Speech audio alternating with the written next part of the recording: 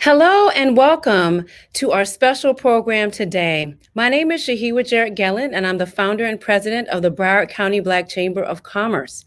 It's tax season, and we want to make sure that our members and the greater business community is prepared this tax season.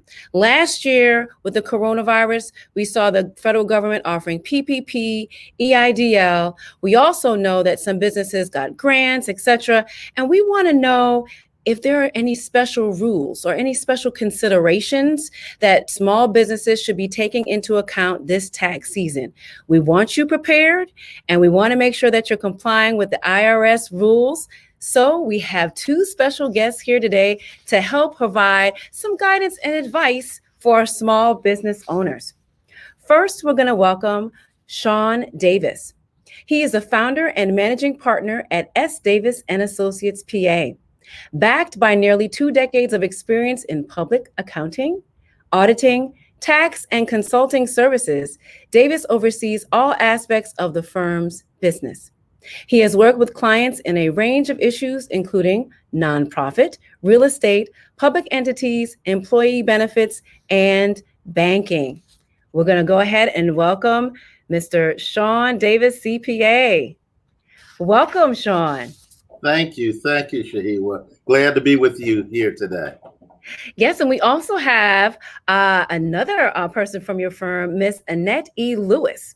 She is a senior manager at S. Davis and Associates, PA, where she is responsible for providing small business consulting, tax, and accounting services. She has more than 18 years of experience in all aspects of financial and operational management, including strategic planning, budgeting, process improvement, and others. So you all, please help me welcome Miss Annette Lewis. Welcome. Thank you. To a special program today. I'm glad to have you both here with me. You know, as a chamber, we try to bring resources, tools, information to our members and the greater Black business community. And we can't have an event for everything. So we figured we'd put together this special programming because it is tax season, right? We want to make sure our businesses are filing our taxes and taking into consideration the factors that, you all are going to talk about today. So let me know, are there any special tax tips that you all have, given the fact that a lot of companies have gotten, PPP or the EIDL? Talk a little bit about any special tax considerations small businesses need to think about this year. Go ahead, Sean. I'll start with you. Okay. So, of course, you always want to be prepared for tax season. Because you've had COVID, things have gotten a little bit disjointed. As they have been in the past. Folks are asking, well, is the tax season delayed? The answer is no. It's still April 15th to file your taxes. But the IRS did not accept tax returns until last Friday, which was later than usual. So they've condensed the time frame for you to be able to file the return, probably get your money back, but they have not extended the April 15th deadline like they did in last year because of COVID. Okay. So is there a different deadline for personal taxes versus your business taxes? Or is it all the same? Yeah. So for business taxes, if you're an S corporation, a subchapter S, or a regular corporation, that due date is March 15th. Okay. For personal taxes, individuals and partnerships, that date is April 15th. Okay. So, Annette, you want to elaborate on that? You please do. Well, you're exactly right. The partnerships are still March 15th and April 15th. But one has to remember those who have corporations, particularly S corps, they issue something called a K1, which the revenues or the profits from the corporation passes to the individual. So we always tell our clients, try not to give it, piecemeal, because what will happen is you might have to amend returns, and sometimes amend returns can open you up to other things. Right. No, I'm glad you said that. And it's important for people to remember because a lot of the small businesses here in Florida are, LLCs, and then they go ahead and file for that S Corp status. Are there any other tax tips that you'd give or any reminders that you'd want to provide this tax season to our listeners? Documentation, documentation, documentation. Okay. Keep receipts, keep all of that. That may be bills that you have, all the receipts, gas receipts, anything that you're going to use that need to be used to prepare your taxes, you need to have. A lot of folks throw those away or put them in a box and give them to us.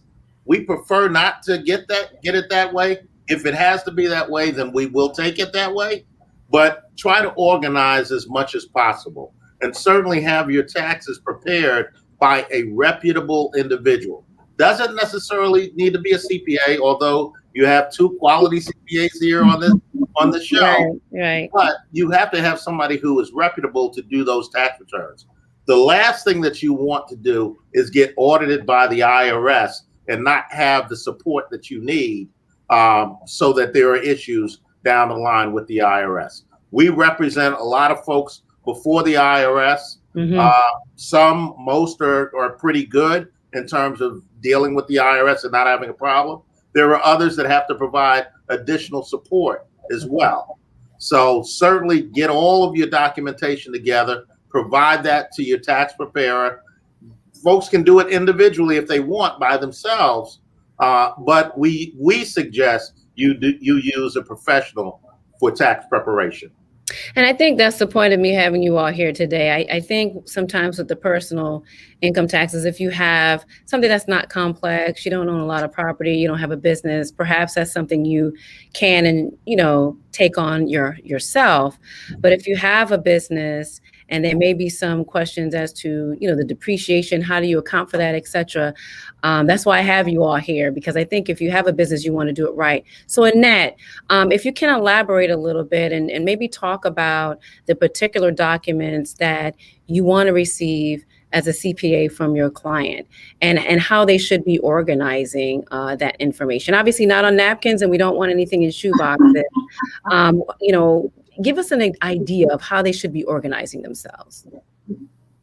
Backing up to what Sean said in terms of receipts, some of those receipts are thermal receipts, if you recall, where you're signing, and those fade away. So on occasion, you might go to dinner and, as a business dinner, and you put all the names of the persons at dinner.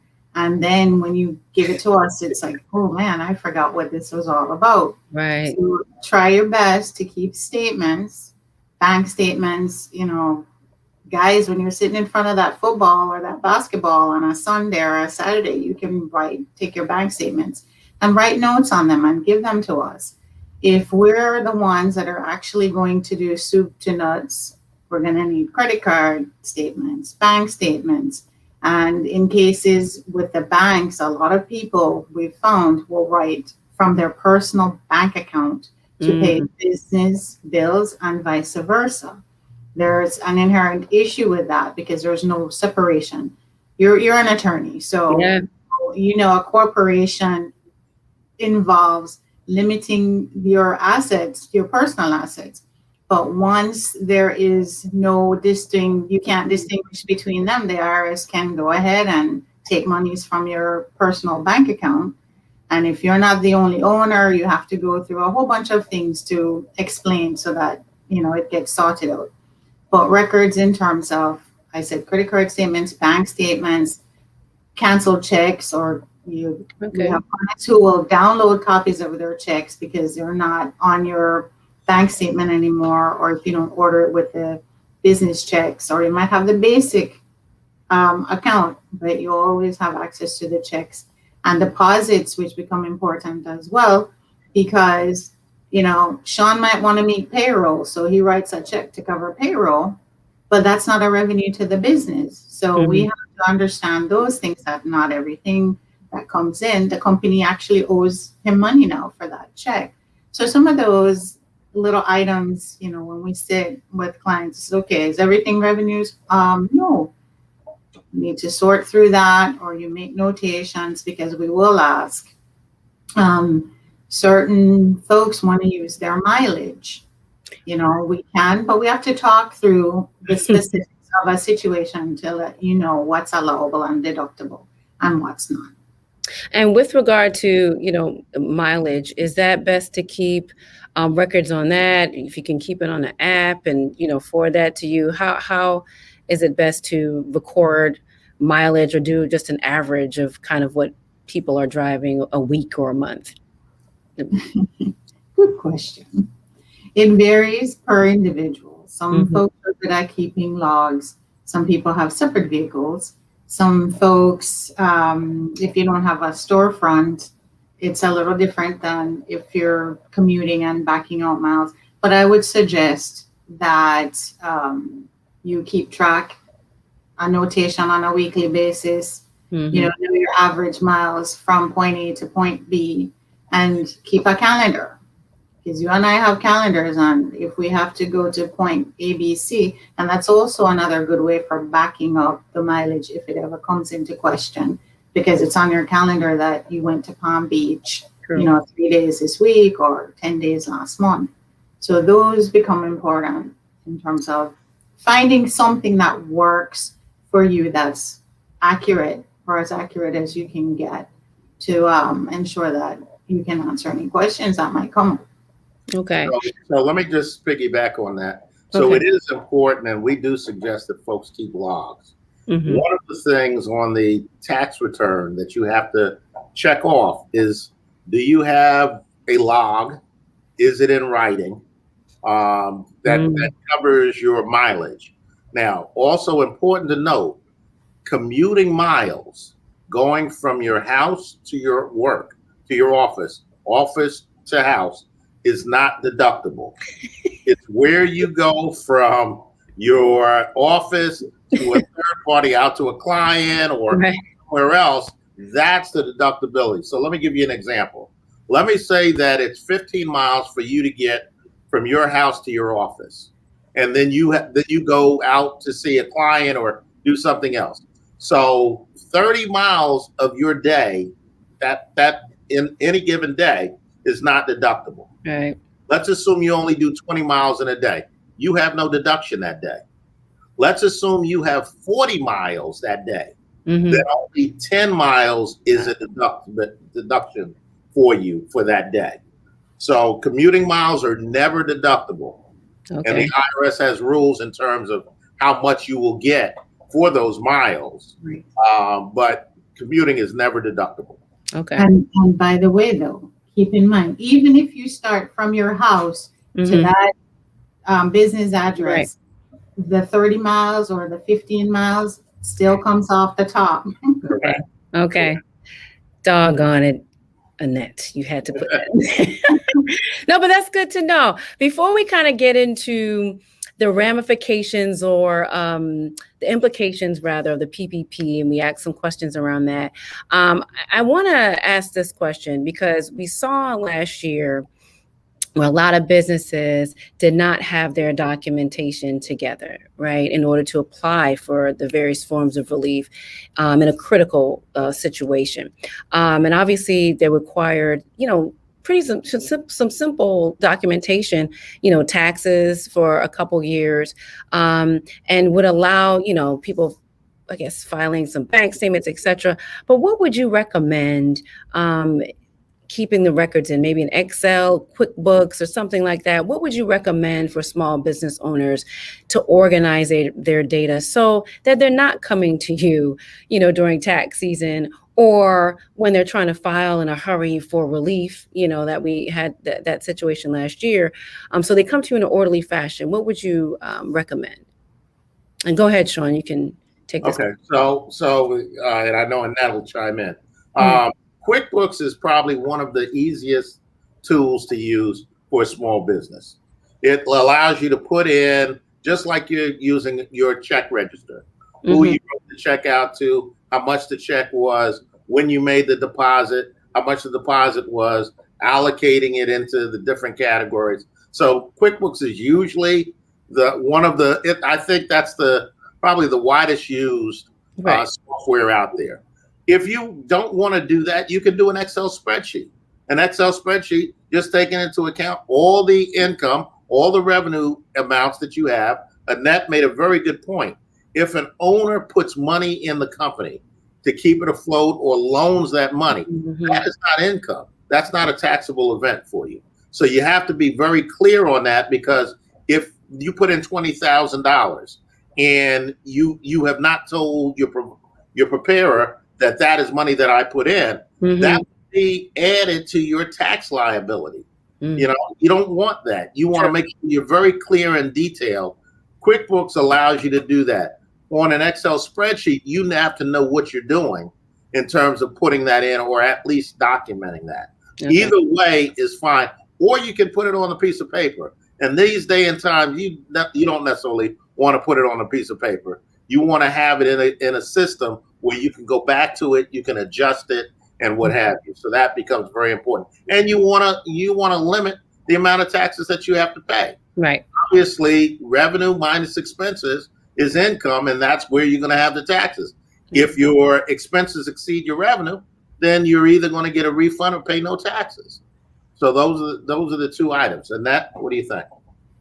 Exactly. And from some of the things that we've seen, sole proprietors who thought they were employees, you know, those are folks who get a 1099. Right. That became very touchy because they initially had to file on their own, and they may not have, you know, a business per se like ABC Business Inc.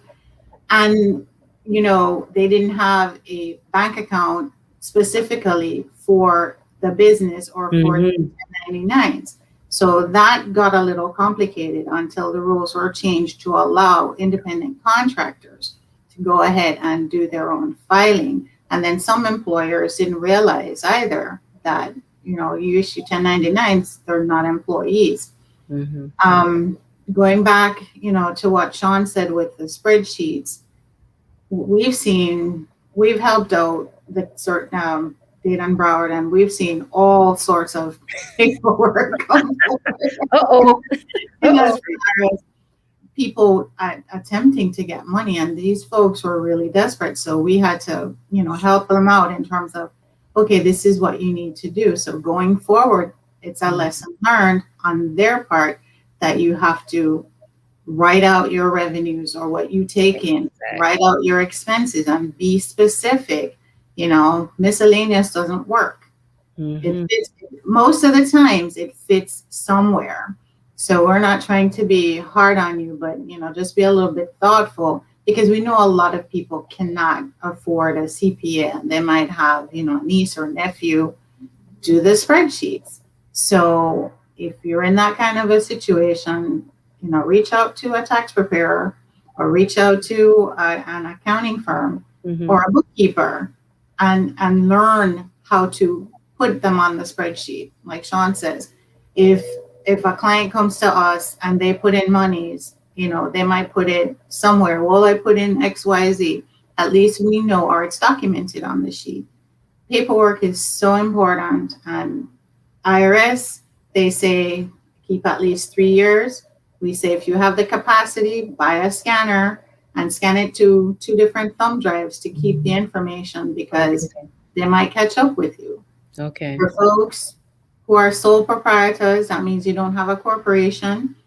You have to be careful, because if you have continuous losses, IRS might say, hey, that's not a business, that's a hobby. So, and that becomes a problem. Right. Because it's your business, and, you know, you just need to pay attention a little bit more to figure out how to turn, you know, maybe first year or 2, you might not make any money. Okay. But third year, you should really start to consider, why am I doing this? Because you're investing more and more in the business, as opposed to having a profitable business. Because we all go into business to make money. The other thing I want to say is commingling funds. And very important here for small businesses. Commingling funds, and it's not, I'm not saying it in a bad way in this instance, but I'm saying if someone loans you $3,000 or you have an account that has dividends that gives you $600 or whatever the monies are, and then your business has $1,000. All of that doesn't go on your business tax return. So you want to keep the buckets separate, and that's part of the accounting. You want to keep those separate so that you're not taxed on any amount that you shouldn't be. Exactly. And you're not showing it as an issue for yourself. So that becomes important. No, that's a good tip. And I want to kind of get into the new stuff this tax season, with the advent of the PPP last year, this huge new program. And, we have members that got some PPP money. And so now the questions are, well, how will that affect me or affect my revenue or affect my tax obligation if I got 30 or 50 or $100,000 in PPP money? Okay, so going back real quickly, go ahead, Annette. Go ahead, Annette. One thing that I didn't say that a lot of folks need to realize with all of the benefits that were given, unemployment money, all of those dollars are subject to tax. A lot of people don't know that, and they're happy, but at the end of the year when they file the tax return and we ask the question, did you work all year? If they said no, did you get unemployment? Then we need to see those 1099s from the respective state or wherever, and that money is subject to tax. I'm sorry, Sean, go ahead. That's okay. No. That's a good reminder. Just quickly, PPP stands for Paycheck Protection Program, and it's now over $900 billion that's out there and available for relief and security act to keep businesses, self-employed workers, sole proprietors, and nonprofits paying their workers. So it really goes towards paying individuals their salaries or income. That's what the Paycheck Protection Program is for. The amount of the PPP loan that you could get is relatively equal to 2.5 times your applicant's average monthly payroll cost. So 2.5 times, that's the amount of money you can get. And now it's up to, with the new allocation of funds, which was $284 billion that got let in January 11th, 2021. You can get up to $2 million. That number was higher before, but they've limited it to $2 million. Point of clarification. The $2 million is for folks who had gotten in the first draw. So this is the second bite of the apple. So for folks who didn't get to go to the trough because of whatever reason, they are still at 10 million, up to 10 million. So if it's your first time, the old rules apply. If it's your second time, it's only 2 million. So who's eligible? Those folks that have 500 or fewer employees, and the tangible net worth can't exceed $15 million. So a lot of folks fall into that bucket. One of the things that folks need to understand is take your time in filling out the documents and preparing to get this loan money. Different from the first time, there's a lot of money that's left. During the first tranche, that money went by very quickly. Right now, there is a lot of money left. And what we're suggesting to individuals, take your time, do your spreadsheets, do your calculations, make sure you're good, talk to the lending institutions, which now there are many out there to do, and then send in that information. The program ends currently March 31st. So you do have time to get that in. What are the ineligible PPP loans that you can't use it for? If there's an illegal activity, can't use it for that. Household employee, like nannies, housekeepers, household, can't use it for that. Passive business, like hedge funds or private equity firms, can't use it there. Bankruptcy proceedings, can't use it there. So those give you, if if an owner of 20% or more of a business is incarcerated, that won't work. Okay? So those are some of the things that you probably need to take into account. Now, Sean, give me a second. Sean, give me a second. I want to go back to a point you were making, and Annette kind of brought up, because there is a difference between, a first draw and a second draw. So Annette pointed out, that the limit is different. So if there's a second draw, it's 2 million. If it's still your first time, it's still 10. And I understand there are a couple other rules with regard to second draw. If people fall into that category, like they have to have 300 or less employees. And I understand there's also another requirement that they have to show a 25% decrease in like a specific quarter, comparing apples to apples. And less gross receipts. If you compare quarter to quarter, first quarter to second quarter, there has to be a 25% or more decrease in revenues. Okay. Gross receipts that you have for that period to be eligible. Right. The other piece is, even though you got money in the first draw, you would have to use that money. That doesn't mean you can't apply for the second. But they want to make sure that you've used all of that money during that period of time before you get that second tranche. Okay. So that becomes important as well. That makes sense. Go ahead with what you were going to say. I just wanted to kind of get that in there. Absolutely. So in loan forgiveness, so when you talk about that, what do you have to do? They have to be spent for eligible expenses. Has to be spent for payroll. Could be spent for rent.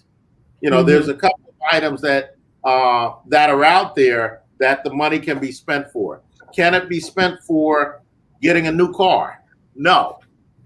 And there are instances out there, I'm sure everyone has heard, where folks have spent that money, gotten the money, they opened up or said that they had 3 or 4 or 5, maybe even 10 companies, and gotten the money. The SBA and the government is loving that, because they put you right on the front page of the news. Yeah. So we got this guy, we got that guy, we got the other guy. But the good part is, if you're spending that money properly, you have no issue. You have no problem. It's supposed to be payroll protection for your payroll, for you as an employee, not for you to get your bonus money ahead of everybody else. Okay? Right.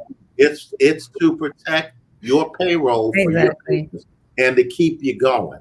That's the important point of this. Also, as Annette said earlier, self-employed individuals now are eligible to get the money, where when the program first came out, that was not the case. Okay. There have been so many iterations that have come out and still will come out before this is all over.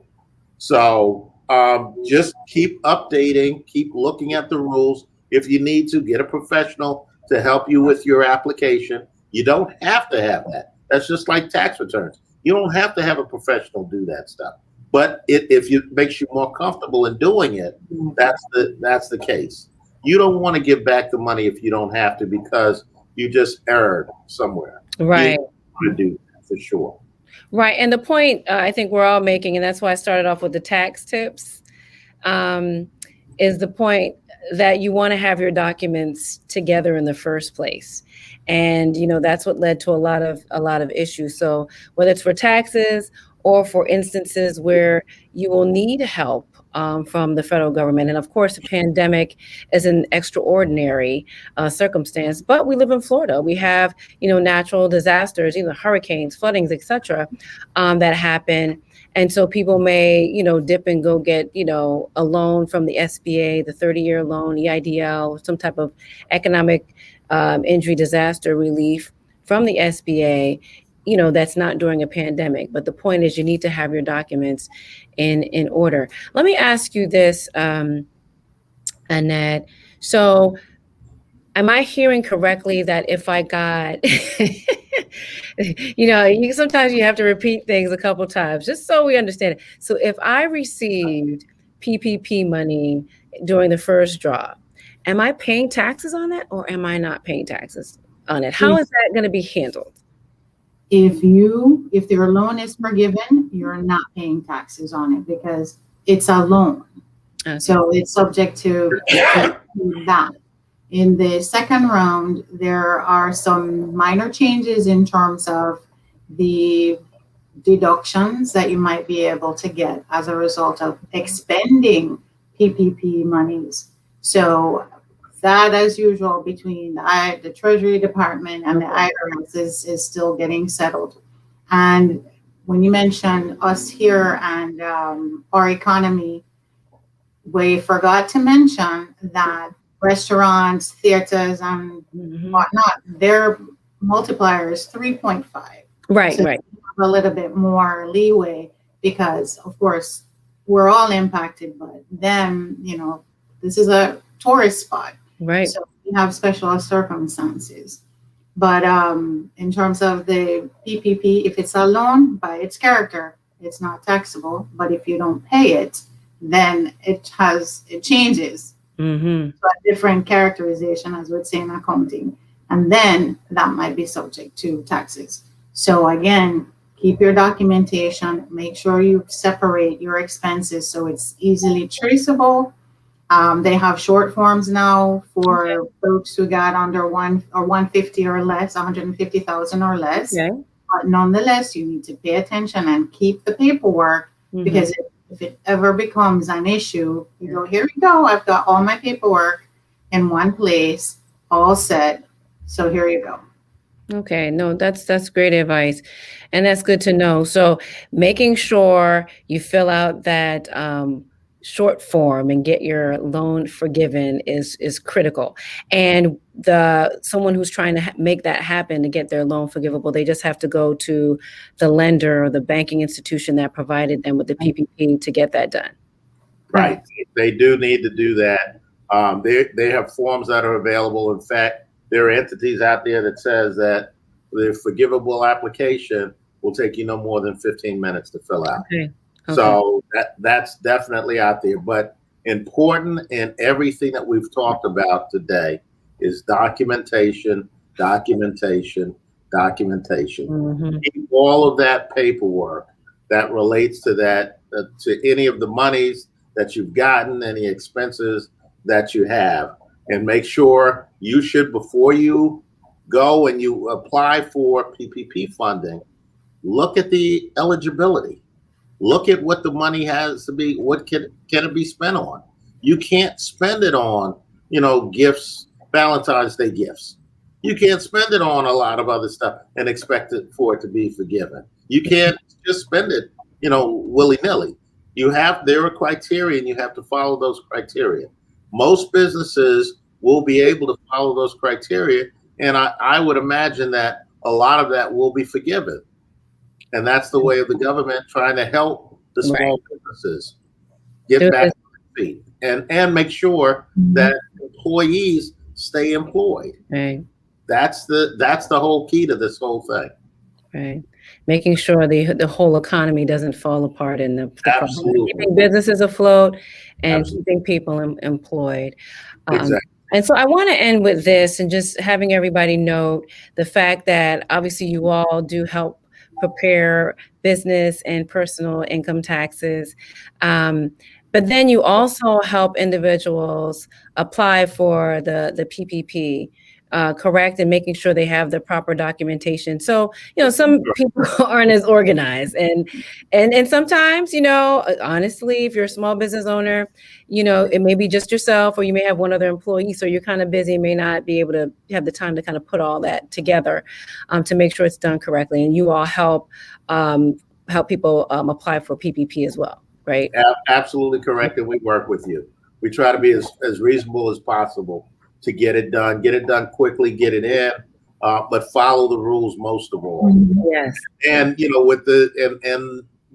when we go through that process, we're asking the questions for eligibility and forgiveness, trying to get this ultimately forgiven for you, whether you meet those criteria, whether we feel you might meet those. I went through some of this. There's a whole lot more to this. We did it in this condensed time frame, but understand that the main rules have not changed, but they're adding on. They're trying to make it a lot user-friendly for businesses and for individuals.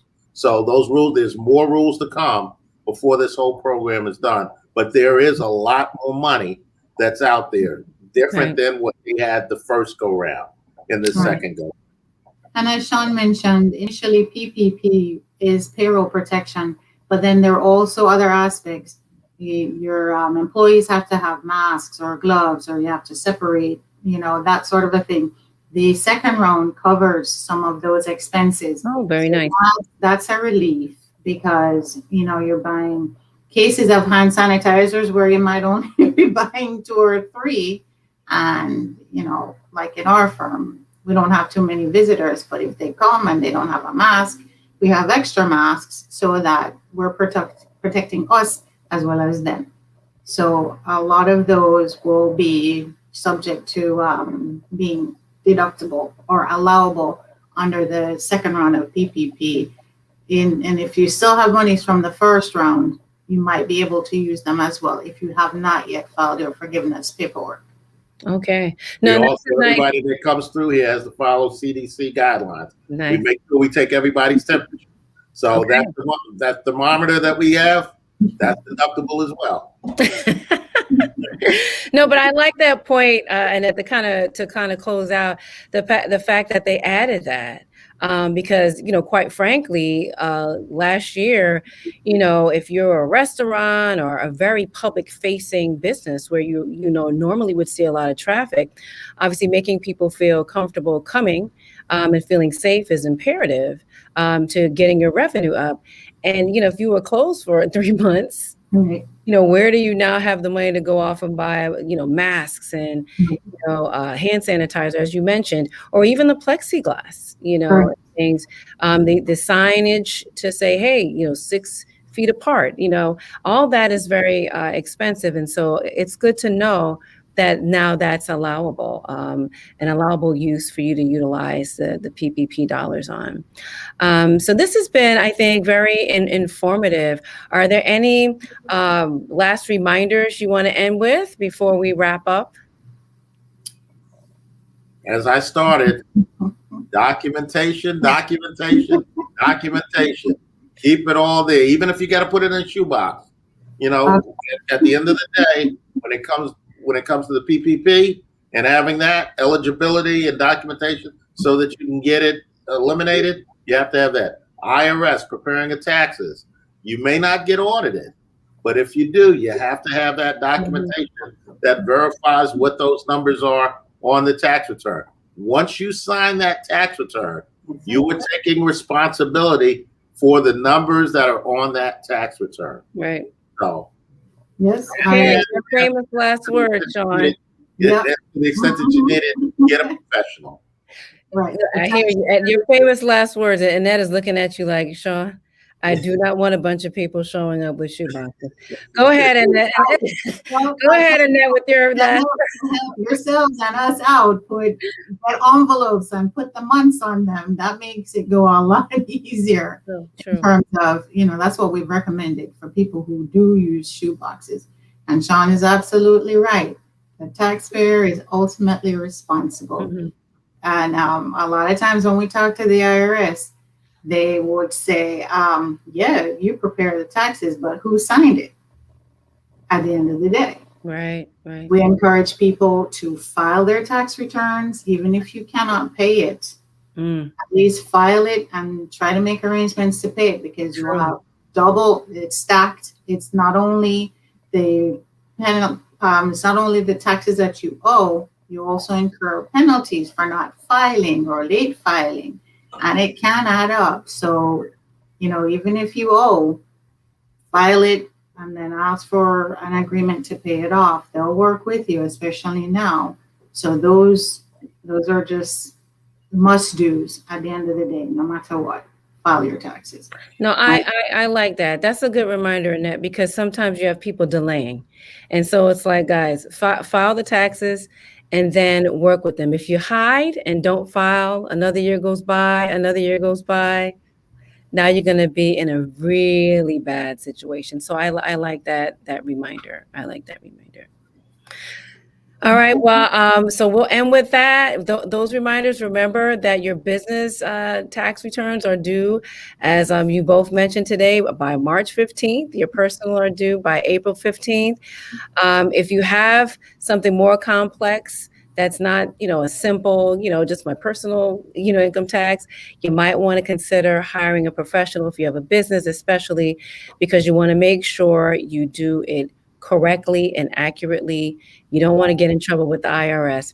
So I thank my two guests here today, Mr. Sean Davis of S. Davis and Associates and Miss Annette Lewis, managing partner, for joining me here today to provide such insightful and important information to our viewers during this tax season. So thank you for both being here. Thank you. We enjoyed it. Thank you. And that is our special session today. We wanted to make sure that we're bringing you important and pertinent information. Just like you heard our experts say, you must file a return. Even if you know you will owe it, file the return. Do not hide, do not run away from the IRS. They're going to find you. And the point at the end of the day is to, if you didn't file your income tax returns, look, we had the PPP come out, the EIDL, and if you didn't have your documents together, you weren't able to apply. So in the end, you're only hurting yourself. Well, I surely hope you enjoyed today's session with the tax tips that you received, as well as the insights to the PPP and the tax implications for that forgivable loan. Join us in the next video. See you next time. Bye-bye.